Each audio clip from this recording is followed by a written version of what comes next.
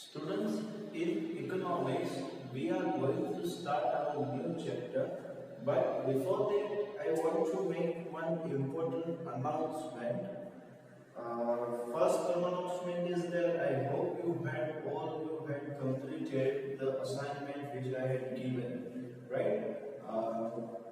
First chapter of economics, definition and all the points. Now you all need to write the second and third unit also, right? And very soon I will arrange one test of economics, right? It will be an objective test, right? And also I will organize one descriptive test also, in which you have to write all the descriptive answers, right? So be ready for the test, for the surprise test also, right? Okay, so now I will start the chapter that is of market structure, the new chapter of economics, that is market structure, right? Student सबसे पहले market structure समझने से पहले भी हमें ये समझना जरूरी है that what is market, market का मीनिंग क्या है, राइट? आप लोगों को पता ही है मार्केट का मीनिंग क्या है, राइट? फिर भी हम एक बार डेफिनेशन के थ्रू और कुछ अलग अलग पॉइंट ऑफ व्यू से भी हम एक बार देख लेते हैं, right? Okay, so first market is a place where the commodities and services are sold. Market एक जगह है जहाँ पे सर्विसेज और चीजें बेची जाती है बाय द सेलर के द्वारा and bought by the consumer, और उसको परचेस किया जाता है कंज्यूमर के द्वारा। ये ट्रेडिशनल डेफिनेशन है, राइट? कोई भी मार्केट की आप जहाँ पे भी जाओगे मार्केट की डेफिनेशन यही रहेगी, right? Okay, but in economics there are some points that we need to understand. In economics, in definition of market, the place is not important. यहाँ पे क्या है कि market is a place, मतलब कि वो एक place हो गया जहाँ पे buyers और sellers, buyers चीजें बेचते, buyers जो हैं वो चीजें खरीदते हैं, sellers जो है चीजें बेचते हैं, राइट? वो एक प्लेस हो गया, जैसे for example vegetable market, right? आपने वेजिटेबल मार्केट तो देखा ही होगा अगर जाते हैं तो लेने के लिए, राइट? पर in economics place is not important, right? Place कोई भी हो, राइट, वो उससे इकोनॉमिक्स को कोई फर्क नहीं पड़ता है। दूसरा, buyers and sellers are not expected to meet face to face. मैं बायर के सामने आया, वो मेरे सामने आया, ट्रांजैक्शन हुआ नहीं, ऐसा जरूरी नहीं है, राइट? मैं अगर फोन से भी ऑर्डर देता हूँ और वो एक्सेप्ट करते हैं, मैं पेमेंट करता हूँ, वो माल भेजते हैं, then also there is an exchange of goods, right? Then also it is called market, right? So this is the important term in terms of economics. Market structure में मार्केट का जो मीनिंग है इकोनॉमिक्स में वो थोड़ा सा अलग है, डेफिनेशन दिया हुआ है। तो मार्केट का इकोनॉमिक का मीनिंग क्या होता है? The exchange of goods with some economic benefit, right? Exchange of goods और सर्विसेज, राइट? कि बायर्स जो है वो चीजें खरीदता है, सेलर्स जो है वो चीजें बेचता है, चाहे वो कहीं से भी बेचे, एक देश में से दूसरे देश में भी क्यों ना बेचे, राइट? उससे इकोनॉमिक्स को कोई फर्क नहीं पड़ता है। प्लेस होना जरूरी नहीं है, ट्रांजैक्शन होना जरूरी है, राइट? प्लेस तो कोई भी हो सकती है, चलेगा, बट ट्रांजैक्शन होना जरूरी है। पैसे की लेन देन होनी चाहिए, माल और मटेरियल या सर्विस के साथ पैसे की लेन देन होनी चाहिए, right? Okay, then there are certain points which we need to understand. First one is different level of consumers. In market there are different levels of consumers, मतलब कि किसी की इनकम हाई है, किसी की मॉडरेट है, किसी की लो है, तो इन सब के लिए भी डिफरेंट उसके टाइप्स के मार्केट होते हैं, राइट? तो कंज्यूमर्स बहुत सारे होंगे, हाई इनकम वाले, लो इनकम वाले और मॉडरेट इनकम वाले। इन the same way different level of sellers, मतलब कि जो कंज्यूमर को चीजें बेचते हैं वो भी डिफरेंट लेवल्स में डिवाइडेड होते हैं। जो कंज्यूमर लो इनकम वाला है, राइट, उसको बेचने के लिए उसके जैसी जो चीजें होती है वो सेलर होगा। जैसे for example inferior products quality जो होती है, राइट, जिसकी क्वालिटी अच्छी नहीं होती है, राइट, जैसे कि मैंने आपको एग्जांपल दिया था ये बाजार का, जो डे वीक में वन डे आती है, राइट। तो ऐसी कोई बाजार हो जहाँ पे वैसे सेलर्स होते हैं, वैसे ही कोई अच्छे सेलर्स, मतलब ये जो प्रीमियम क्लास को सर्व कर सके वैसे सेलर्स, शोरूम्स वाले, राइट, तो वो क्या है, अलग सेलर टाइप्स ऑफ सेलर्स भी है। तो जैसे जैसे टाइप्स ऑफ बायर्स हैं वैसे वैसे टाइप्स ऑफ सेलर्स भी हैं, right. Okay, then interaction between buyers and sellers, buyer और सेलर्स का जो इंटरेक्शन है वो भी होना चाहिए। क्वालिटी ऑफ प्रोडक्ट, राइट, वो भी एक जरूरी चीज है कि कोई भी प्रोडक्ट की क्वालिटी जो है वो भी मैटर करती है उसकी वैल्यू बढ़ाने में और कम करने में, राइट। एग्जिस्टेंस ऑफ कमोडिटी और सर्विसेज, कोई भी कमोडिटी या सर्विस का एग्जिस्टेंस होगा तो ही वो एक्सटेंड होगा, it is a but obvious thing, right. Then last one is price of a commodity pre decided, कोई भी कमोडिटी की प्राइस हो, कोई भी चीज की प्राइस हो, उसमें एमआरपी तो जनरली हम देखते ही हैं, it means it is a pre decided price. कोई भी सर्विस हो तो उसकी प्राइस जो है वो प्री डिसाइडेड होती है कि भाई एक विजिट के 500 रुपए होंगे या 700 रुपए होंगे, तो वो क्या है, प्री डिसाइडेड प्राइस है कोई भी प्रोडक्ट का, right. So these are the some important points which are derived from the definition and meaning, right? Okay. Now here is some of the functions of this market structure. ये पूरा जो market structure है उसके कुछ functions हैं. First one is bring or connect buyers and sellers for exchange directly or indirectly, right? तो जैसा कि मैंने ये कहा यहाँ पे कि बायर और सेलर उसको फिजिकली मिलना जरूरी नहीं है, ट्रांजैक्शन होना जरूरी है, राइट। तो यहाँ पे ये लिखा है कनेक्ट और bring buyer and sellers for exchange something, right. Directly और इनडायरेक्टली, डायरेक्टली मतलब बायर और सेलर डायरेक्टली कर लेते या तो किसी थर्ड पार्टी थ्रू करवाते हैं एक्सचेंज में, जैसे कोई एजेंट होता है या मिडलमैन होता है उसके थ्रू करवाते हैं, राइट। तो डायरेक्टली और इनडायरेक्टली क्या हो रहा है, सेलिंग हो रहा है, exchange of goods and services, goods का एक्सचेंज हो रहा है, किसके साथ हो रहा है, पैसों के साथ, राइट। तो ये चीज क्या है, मार्केट है। Then help to control price level by providing sufficient supply of goods to avoid scarcity, right? Scarcity, कोई भी चीज की अछत ना हो इसके लिए मार्केट यूजफुल होता है कि भाई वो सेलर्स को बेचने का मौका दे रहा है, प्राइस कंट्रोल हो रहा है जिसकी वजह से, ताकि गुड्स का प्रोडक्शन कंटिन्यूअस होता रहे। Element of speculation at time of to price, speculation जो कि मैंने कहा है, स्पेक्यूलेशन वर्ड जो है वो पुराना है, पहली बार नहीं आया है, ओके।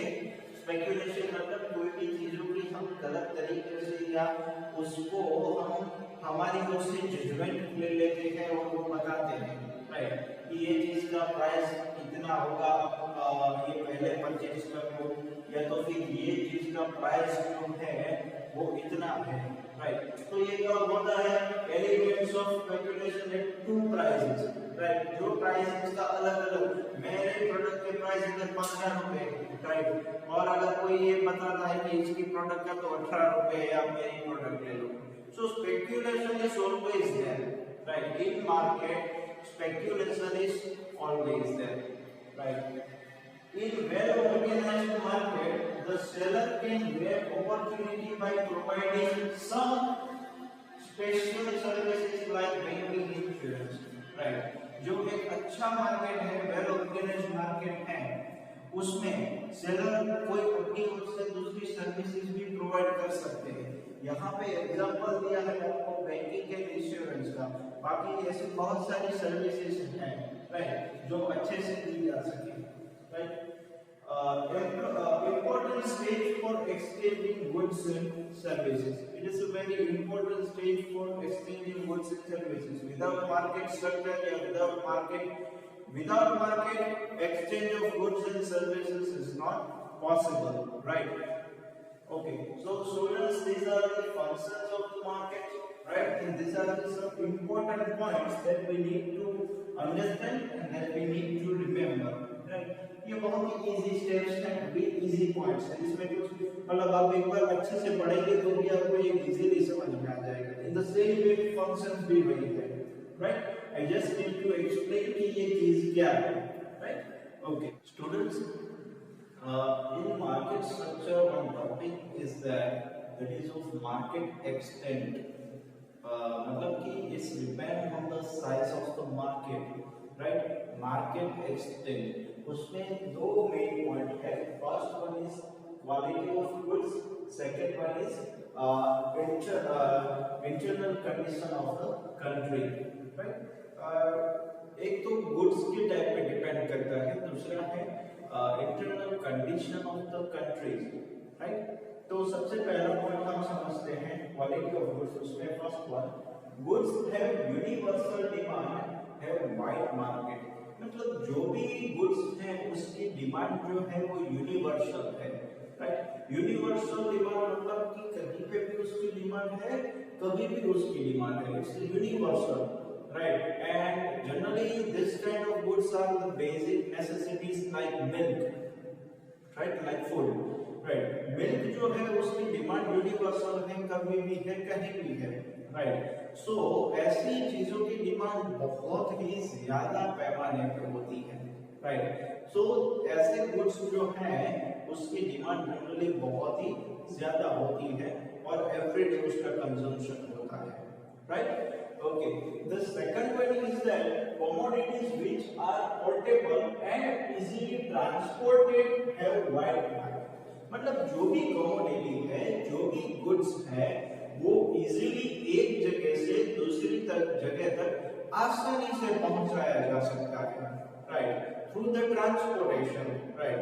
ट्रांसपोर्टेशन के लिए बहुत सारी मेहनत नहीं करनी पड़ती है, आसानी से पहुंचाया जा सकता है, लाइक वेजिटेबल्स हैं, राइट? कोई भी कंज्यूमर एफएमसीजी आइटम्स हैं, राइट? लाइक बिस्किट, चॉकलेट, ये सारी चीजें हैं, इट्स इजीली ट्रांसपोर्टेड, राइट?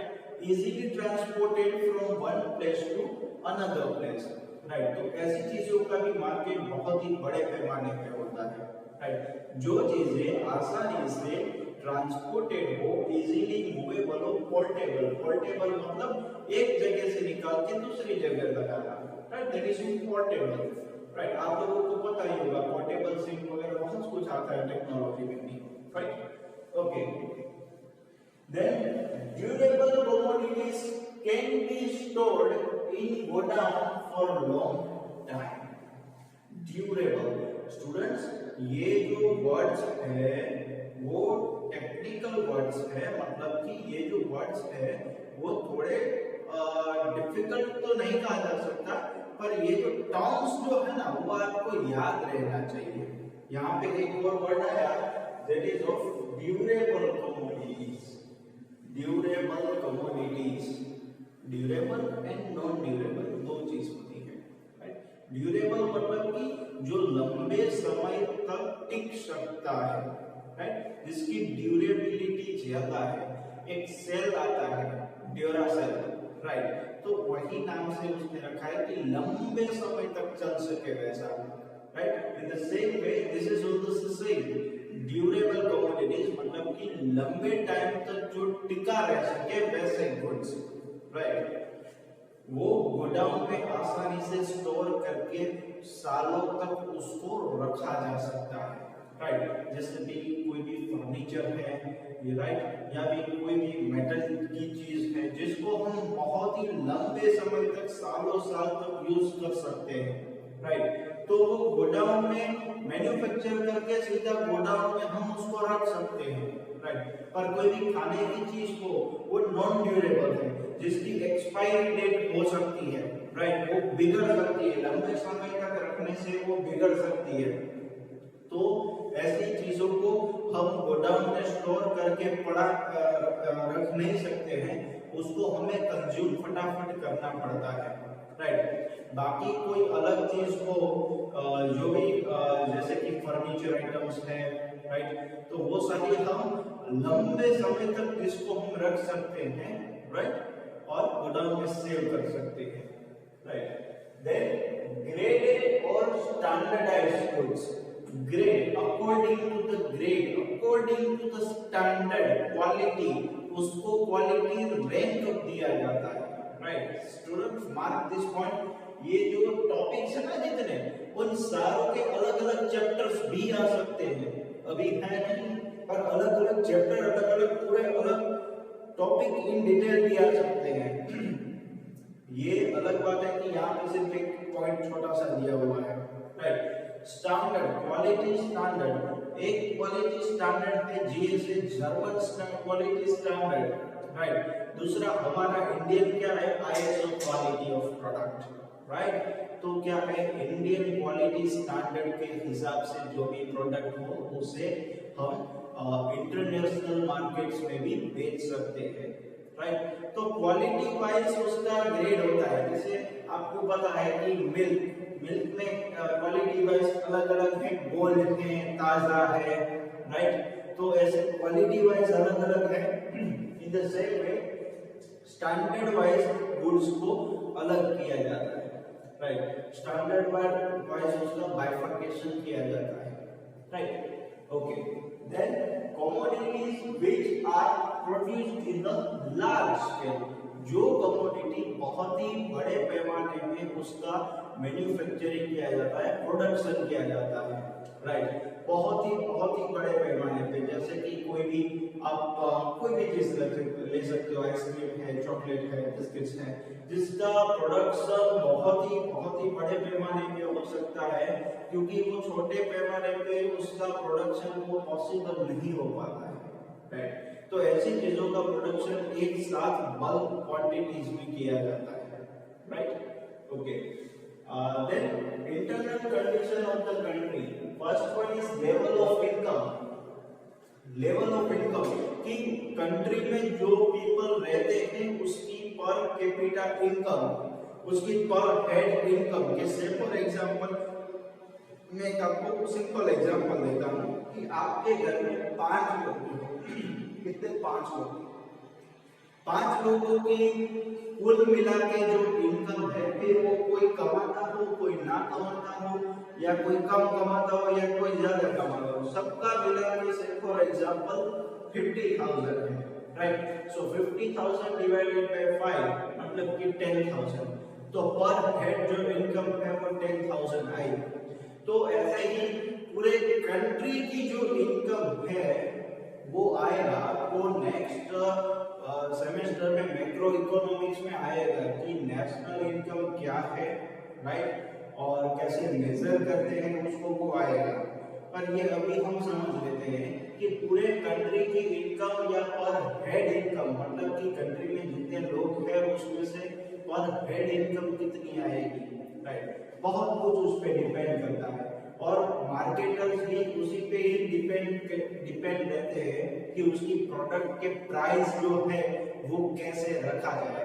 कि से फॉर एग्जांपल पर हेड इनकम 10,000 है, राइट, तो अपनी प्रोडक्ट जो प्रीमियम प्रोडक्ट है वहां पे सेल होगी कि नहीं होगी, राइट। तो ये सारी चीजें मार्केटर को ध्यान में रखनी पड़ती है कि कंट्री की पर कैपिटा इनकम क्या है, जीडीपी क्या है, तो उसके हिसाब से उसकी पॉपुलेशन जो है उसकी इनकम का अंदाजा लगा सकते हैं, right.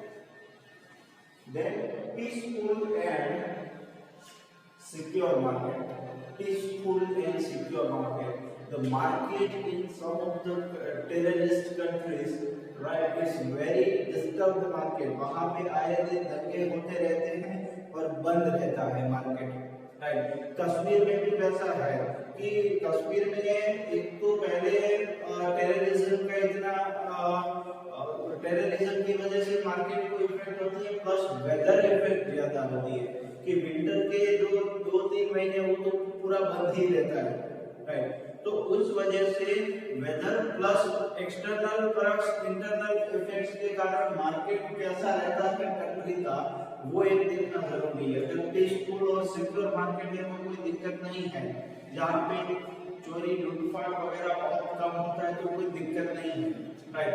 And as compared to other states, Gujarat is safer than other states, right? Gujarat में मार्केट जो है वो ज्यादा सिक्योर है अदर स्टेट्स के वजह से, राइट।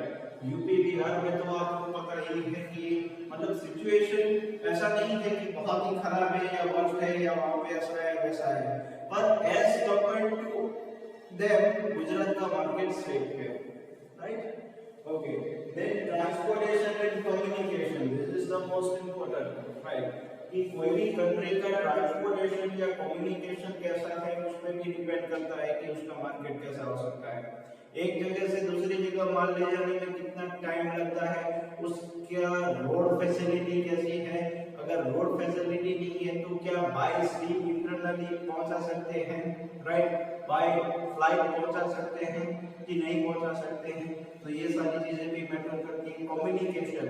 कम्युनिकेशन में तो बहुत ही अभी एडवांस चीजें जरूरी हैं, 2G से लेके 3G, 3G से लेके 4G, 4G से लेके 5G, right. In foreign countries they are using 6G, we are using 4G, right.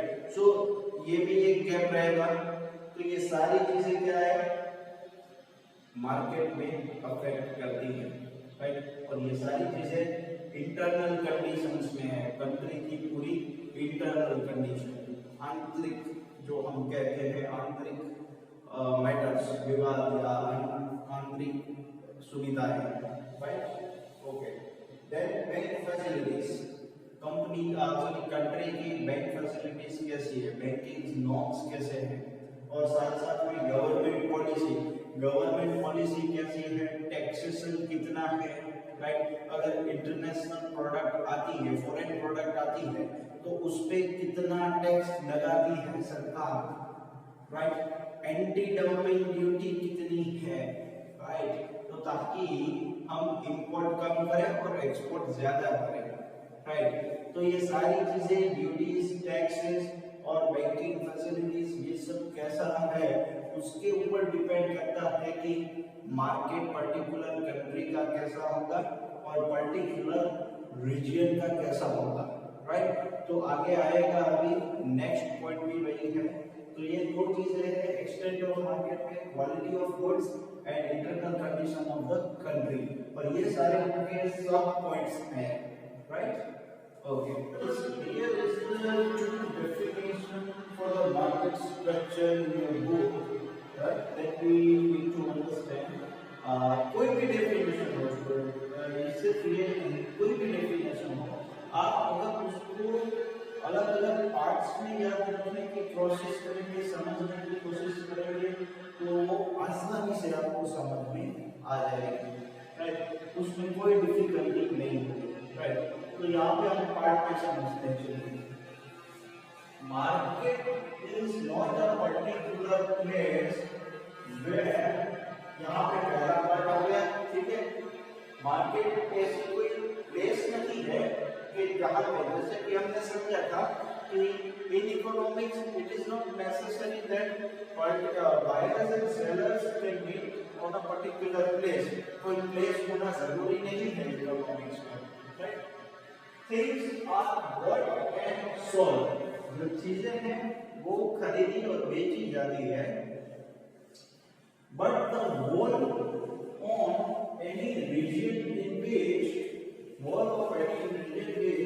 buyers and sellers are in such free intercourse with one another that यहाँ तक का यही समझा है हमने, कि मार्केट कोई प्लेस नहीं है कि जहाँ पे चीजें खरीदी और बेची जाए, बट इन अ वॉल, मतलब कि वो एक पूरा अपने आप में एक है, in a wall of any reason in which, कोई भी रीजन, कोई भी कोई भी विस्तार हो इनके जहां पे buyer and seller are in such free intercourse with one another, कि जहां पे बायर और सेलर अपने आप में फ्री ट्रेड कर सके, मतलब कि कम्युनिकेशन कर सके, राइट, विद वन अनदर, एक दूसरे के साथ, the prices of the same goods tend to equality easily and quickly, मतलब कि जो भी सेम गुड है उसके प्राइसेस जो है, राइट, और वो इक्वालिटी मतलब कि इक्वली हो, राइट, क्विकली हो और आसानी से हो, राइट। तो ये फर्स्ट डेफिनेशन। अब सेकंड डेफिनेशन देखते हैं। A market is a body of a persons in such commercial relation. Market क्या है? A body of a persons, मतलब अलग अलग पर्सन्स के साथ एक जुड़ा हुआ एक जो भी बॉडी होता है, जैसे हमने गवर्निंग बॉडी देखा था कि जिसमें अलग अलग लोग थे, तो वैसे ही मार्केट में है कि market is a body of a person in such commercial relation में है that each can easily acquaint himself with the rates, सब एक दूसरे को अपने रेट्स के साथ जुड़े हुए हैं, कि जिसमें कि जहां पे at which certain kind of exchange of goods and services are from time to time made by others, मतलब कि certain kind of exchange, मतलब कि कुछ एक्सचेंज हुआ है गुड्स और सर्विसेज का टाइम टू टाइम, मतलब कि रेगुलरली, राइट। जो रेगुलर अगर नहीं होता है तो उसको बिजनेस नहीं कहते हैं, राइट। तो टाइम टू टाइम यहाँ पे एक्सचेंज हो रहा है from time to time made by others, right, कि बायर और सेलर जो है वो बायर को गुड्स देता है टाइम टू टाइम, राइट।